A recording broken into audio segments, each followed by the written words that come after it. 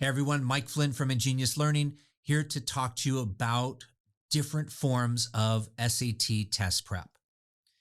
So the easiest way to do this is to take a look at your skill level and then assess the right path for your skill level. So if you're at a 400 to 500 range, you're scoring below the national average. And generally what that means is that your high level fundamentals need a tune-up. Now, sometimes kids will say, "Oh, I have some test anxiety." And I don't doubt that, right? This information is hard for you. And when it's hard, you start to overthink and you get what's known as paralysis by analysis. Then you start to doubt yourself. And then all of a sudden, you just kind of go like this on your test. Now, you might be a good student and you might work hard, you might understand it, but when not everything is in line, and that's those fundamentals, and they throw you a little bit of a curveball, that's going to be hard. So if you're scoring in the 400 to 500 range, strategies are not as critical as high level fundamentals. So we would want to work on critical reading skills if that's required, grammar skills. Now, this is grammar that you would see as a college student, or math reasoning skills. So you might be great at your pre-calc class or your calc class, but the way the SAT words problems, right? If you're not a good reader and you're struggling with the reasoning component, that math problem becomes very hard. Even though you understood some of it, it was that whole thing that put together you were struggling with. So that 400 to 500 range, very best for those students to work primarily on fundamentals, and then at the end, layer on some strategies. And that should give you a nice boost. If you're a 500 to 600 range, well, 500 is the national average. So you've done well, good, but you want to do better.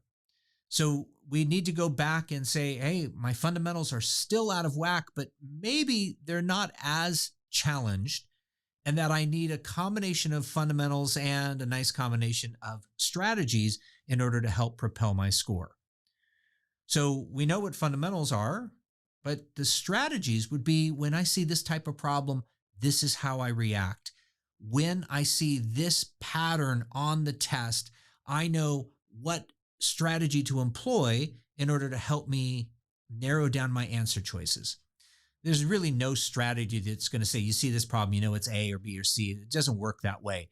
Really, what the strategies are going to do is to help you eliminate bad answer choices. And all we're looking to do is improve your odds. So 20, 30 years ago, when I first started, you saw one type of problem, I could tell you what the answer was going to be, and we just moved on.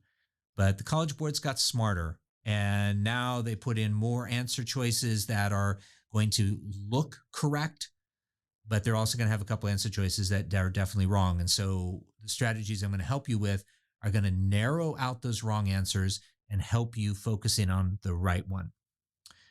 So again, 500 to 600 range, you're probably looking at equal parts fundamentals, equal parts strategies.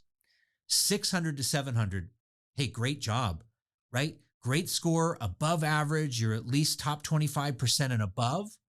Your high level fundamentals are generally pretty good, and you will benefit most from just strategies. This is where you're going to want to work through a lot of problems and understand when to employ the right approach for the right problem. And that takes practice, but it also takes someone showing you, hey, this is the subtle difference between this type of problem and this type of problem. That's why I say strategy A works better here and strategy B works here. So that's fantastic. We don't need to do much for fundamentals. We just work on those strategies, and hopefully you're going to see a nice score increase. If you're one of those lucky kids, 700 and above on a section, wow, you're great. And some people would say, well, why would you want to go up? That seems greedy. Well, the most competitive schools, 1400 is a great score, but it's not going to get you there.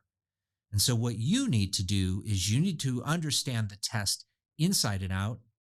You need to be able to solve multiple problems with multiple different approaches.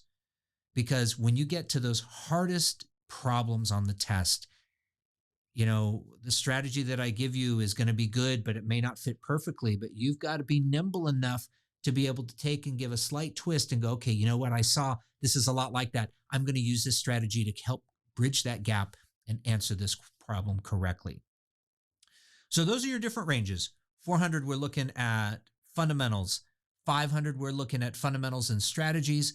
600, we're looking at strategies and a lot of work. And 700, we're looking at just being a master of the test, because that's going to propel you to the next highest level. So if you want to see more information about the specific courses, click on the links in the description, and that will discuss either the fundamentals or the strategies course that I have. All right. Thank you very much for listening, and good luck on your SAT.